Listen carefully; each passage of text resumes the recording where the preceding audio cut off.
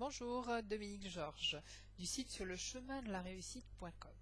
Aujourd'hui, je viens vous parler d'homéopathie uniciste. J'ai reçu de nombreux mails me demandant qu'est-ce que l'homéopathie uniciste.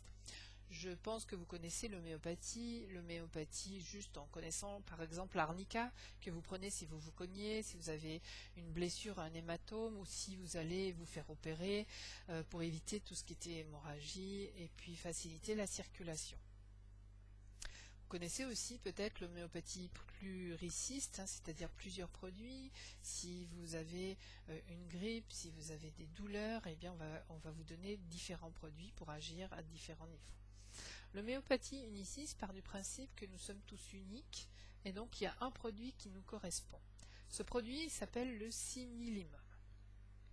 L'homéopathie, je ne sais pas si vous savez, homéo c'est semblable, pathie souffrance, donc c'est la loi du semblable.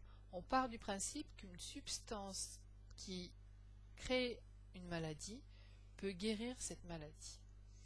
Alors, c'est Samuel Hahnemann, en fin 1700 et début 1800, qui était le fondateur de l'homéopathie, et déjà dans ses écrits, si on lit l'Organon, eh bien, on trouvait, il disait déjà, il est important de donner un remède à la fois.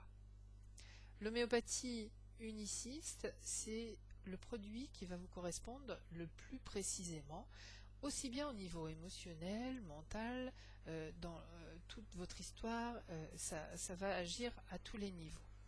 Alors, comment on va trouver ce produit homéopathique? Moi, je me sers d'un répertoire de Kent. Il y a différents répertoires qui nous guident parce qu'il faut vraiment aller chercher. On va observer, on va noter tous les symptômes physiques que vous avez, les symptômes émotionnels. On va prendre en compte votre tempérament, le comportement. Est-ce que vous êtes quelqu'un de calme, quelqu'un de coléreux, et vos rêves qui reviennent, les aversions, les désirs alimentaires, les goûts. Est-ce que vous aimez le salé, le sucré? Vos préférences, est-ce que vous préférez la mer, la montagne? Est-ce que vous vous sentez mieux le jour, la nuit? Est-ce que vous craignez le froid, le chaud? Qu'est-ce qui améliore votre vie? Les peurs? Voilà, on va noter tout ça et on va aller rechercher le produit qui va ressortir le plus souvent. Et c'est ce produit-là qui va nous amener vers le similimum. Je vous dis, va nous amener parce que le premier qu'on va trouver, c'est peut-être un similaire, c'est pas complètement le similimum. Le similaire va ouvrir les portes déjà et va agir à plein de niveaux. Et puis peut-être que après avoir pris le similaire, dans les semaines à venir ou les jours à venir, vous allez repenser à d'autres choses et ça va faire bouger d'autres choses et du coup on va aller de plus en plus en profondeur. Vous savez que l'homéopathie est donnée dans des dilutions infinitésimales. Donc on va aller vraiment diluer la substance et plus elle va diluer et plus elle va agir en profondeur. Alors vous connaissez sûrement les dosages CH, centésimales hahnemanniennes.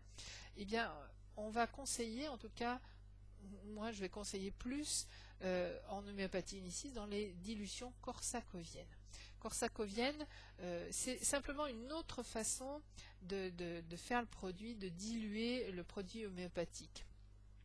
C'est en 1829, dans ces années-là en tout cas, que Simeon Nikolaevitch Korsakov, qui accompagnait le tsar Nicolas Ier, et pour éviter d'emporter des grandes quantités de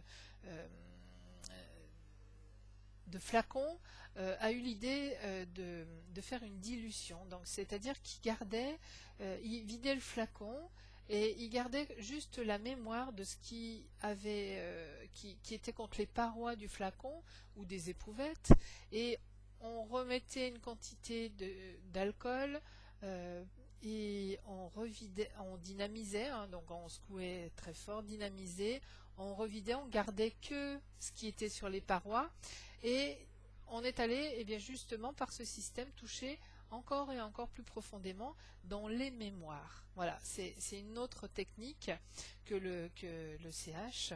Et c'est pour ça qu'on dit qu'on va aller dans les profondeurs de l'être, hein, du corps, de l'âme, de l'esprit.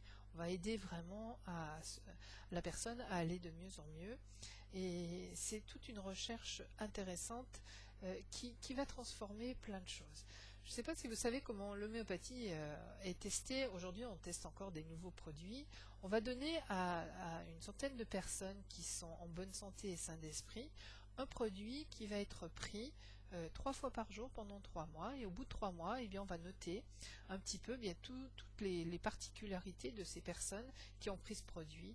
Je vais prendre par exemple le camomilla, hein, si on le testait, eh bien, au bout de 3 mois, les gens, quelqu'un qui pouvait être complètement calme avant pouvait devenir coléreux, dédaigneux, pouvait avoir être dans la mauvaise humeur, se sentir en vouloir aux autres.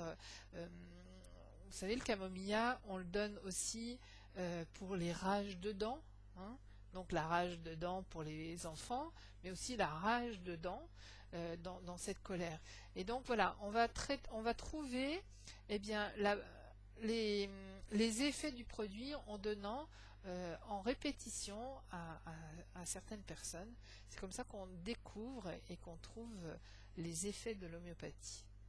J'espère que vous en savez un peu plus. Donc quand c'est une dose unique, eh bien c'est une dose unique qu'on répétera peut-être 15 jours après, en sachant qu'on ne répète pas. L'homéopathie doit être pris dans le sens où on prend, ça s'améliore, et c'est quand ça s'aggrave qu'on va peut-être reprendre le produit dans le même dosage, ou on va peut-être changer de dosage selon les cas, bien sûr. Voilà, vous en savez un peu plus. Eh bien écoutez, vous pouvez me retrouver sur mon site, hein, sur lechemin-de-la-réussite.com. En tout cas, bien, j'espère que ça a répondu à certaines de vos questions. À très bientôt. Au revoir.